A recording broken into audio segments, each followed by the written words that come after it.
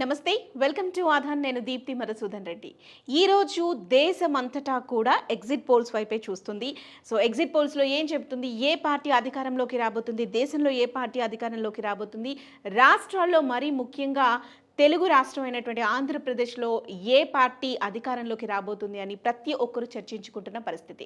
ఇక ఇరు తెలుగు రాష్ట్రాల్లో కనుక గమనించినట్లయితే తెలంగాణలో పార్లమెంటు స్థానాలు ఉన్నవి 17. మరి 17లో ఏ పార్టీ ఎన్ని స్థానాలని కైవసం చేసుకోబోతుంది అనేది ప్రతి ఒక్కరు చర్చించుకుంటున్నారు. మరి మొన్న జరిగినటువంటి ఎలక్షన్స్ అంటే 2023లో జరిగిన ఎలక్షన్స్లో చూసినట్లయితే కాంగ్రెస్ అధికారంలోకి వచ్చింది అండ్ బీజేపీ కూడా ఊహించని స్థాయిలో సీట్లను అయితే గెలుచుకున్న పరిస్థితి. మరి బీఆర్ఎస్ అయితే ఓడిపోయిన పరిస్థితి చూసాము. మరి ఇప్పుడు పార్లమెంట్ ఎలక్షన్స్లో బీఆర్ఎస్ ఏమైనా పుంజుకుందా, బీజేపీ ఎన్ని స్థానాలని కైవసం చేసుకుంటుంది, మరి ముఖ్యంగా హైదరాబాద్ విషయానికి వచ్చినట్లయితే ఎంఐఎం అలాగే బీజేపీ అయితే పోటాపోటీగా నువ్వా నేనా అన్నట్టుగా పోటీ పడుతున్న పరిస్థితి కనిపిస్తుంది. సో ఓవరాల్గా ఏ పార్టీ ఎన్ని సీట్లని కైవసం చేసుకోబోతుంది అనేది ఓ ఎగ్జిట్ పోల్ అయితే మనకి వచ్చేసింది. చాణక్య స్ట్రాటజీస్ వాళ్ళు ఎగ్జిట్ పోల్ని అయితే రిలీజ్ చేశారు. మరి వాళ్ళు ఏం చెప్తున్నారో ఒక్కసారి తెలుసుకునే ప్రయత్నం చేద్దాం. సో ముందుగా మనం చూసినట్లయితే ఎగ్జిట్ పోల్స్లో రైట్ మూడ్ ఆఫ్ తెలంగాణ పేరిట చాణక్య స్ట్రాటజీస్ ఒక ఎగ్జిట్ పోల్స్ని అయితే రిలీజ్ చేసింది. సో ఇందులో కనుక చూసినట్లయితే సో ఆదిలాబాద్లో బీజేపీ గెలిచే అవకాశం ఉన్నట్టుగా కూడా చెప్తుంది. ఫైట్ బిట్వీన్ బీజేపీ కాంగ్రెస్ మధ్య ఉంటుంది అని మాట చెప్తుంది. ఇక పెద్దపల్లి విషయానికి వచ్చినట్లయితే కాంగ్రెస్ గెలుచుకోబోతున్నట్టుగా కూడా చెప్తుంది. సో వాళ్ళు ఎలాంటి ఫైట్ లేకుండా డైరెక్ట్గా గెలుచుకునే అవకాశం ఉన్నట్టుగా కూడా కనిపిస్తుంది. ఇక కరీంనగర్ విషయానికి వచ్చినట్లయితే బీజేపీ బండి సంజయ్ అలాగే ఇక్కడ ఫైట్ బిట్వీన్ బీజేపీ వర్సెస్ బీఆర్ఎస్గా ఉండబోతున్నట్టుగా కూడా చెప్తున్న పరిస్థితి. ఇక నిజామాబాద్లో బీజేపీ గెలుస్తుంది, బీజేపీ వర్సెస్ కాంగ్రెస్గా ఫైట్ ఉంటుంది అనే మాట అయితే చాణక్య స్ట్రాటజీస్ చెప్తున్నమాట. ఇక జహీరాబాద్ విషయానికి వచ్చినట్లయితే కాంగ్రెస్ గెలుస్తుంది, ఇక్కడ కాంగ్రెస్కి బీజేపీకి మధ్య అయితే ఫైట్ ఉంటుంది అనేది చెప్తున్నమాట. ఇక మెదక్ విషయానికి వచ్చినట్లయితే బీఆర్ఎస్ మీరు గమనించినట్లయితే ఓవరాల్గా ఉన్న 17 స్థానాల్లో ఒక్క మెదక్లో మాత్రమే బీఆర్ఎస్ గెలిచే అవకాశం ఉన్నట్టుగా అయితే చెప్తున్న పరిస్థితి కనిపిస్తోంది. సో ముందు నుంచి కూడా బీఆర్ఎస్ గెలుచుకునే ఏకైక స్థానం మెదక్ మాత్రమే అనే మాట అయితే చాలా సర్వే సంస్థలు చెప్తున్నమాట అండ్ చాణక్య స్ట్రాటజీస్ ముందు నుంచి చెబుతున్నమాట మెదక్లో మాత్రమే బీఆర్ఎస్ గెలుచుకోబోతుంది అని చెప్తుంది. సో యాజ్ యూజువల్ ఇక్కడ బీఆర్ఎస్ గెలుచుకునే అవకాశం ఉన్నట్టుగా కూడా చెప్తుంది. ఇక్కడైతే బీఆర్ఎస్కి కాంగ్రెస్కి మధ్య ఫైట్ ఉంటుంది అని చెప్తున్నమాట. సో నీలం మధుకి అండ్ కాంగ్రెస్ నుంచి నీలం మధు పోటీ చేస్తున్నారు అండ్ బీజేపీ నుంచి లాయర్ వకీల్ సాబ్ అని చెప్తూ ఉంటారు అందరూ కూడా. సో ఆ బీజేపీ నుంచి ఆయన పోటీ చేస్తున్నారు. సో అండ్ నెక్స్ట్ మల్కాజ్గిరి నుంచి బీజేపీ ముందు నుంచి అందరూ అనుకున్న మాటే ఈటెల రాజేందర్ పేరు అనౌన్స్ కాకముందు నుంచే మల్కాజ్గిరిలో ఈసారి బీజేపీ గెలవబోతుంది అని కూడా ప్రచారం అయితే పెద్ద ఎత్తున సాగింది.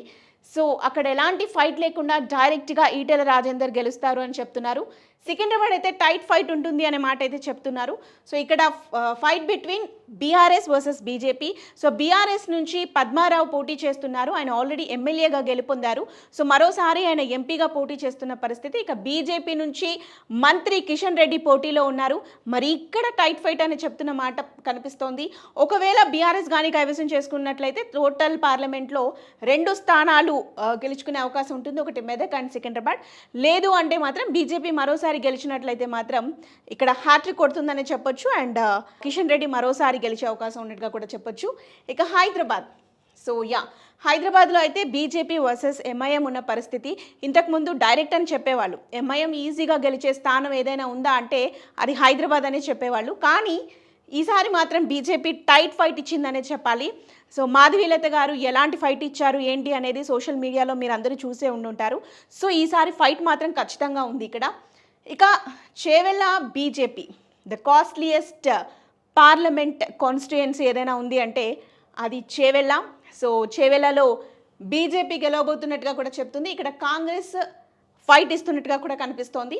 ఇక మహబూబ్ నగర్ విషయానికి వచ్చినట్లయితే కాంగ్రెస్ ఇక ఓవరాల్గా ప్రతి స్థానం కాంగ్రెస్గానే కనిపిస్తోంది.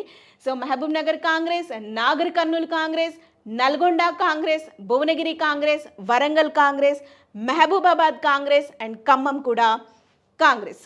సో ఇందులో చూసినట్లయితే నల్గొండ డైరెక్ట్గా గెలుస్తోంది, ఖమ్మం డైరెక్ట్గా గెలుస్తోంది. ఇక మిగతా ప్రాంతాల్లో మాత్రం 2 స్థానాల్లో మహబూబాబాద్లో బీఆర్ఎస్ ఫైట్ ఇస్తోంది అండ్ భువనగిరిలో కూడా బీఆర్ఎస్ఏ ఫైట్ ఇస్తోంది.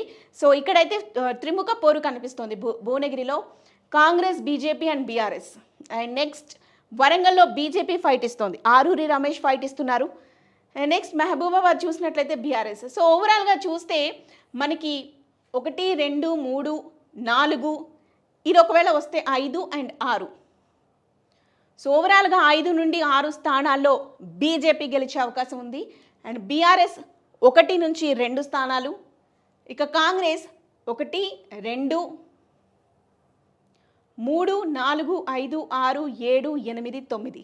9 నుంచి 10 స్థానాల్లో కాంగ్రెస్ అండ్ ఎంఐఎం 1 స్థానంలో గెలిచే అవకాశం ఉన్నట్టుగా చాణక్య స్ట్రాటజీస్ అయితే చెబుతున్నమాట. సో ఇది Telangana parliament exit polls. Stay tune to Aadhan TV.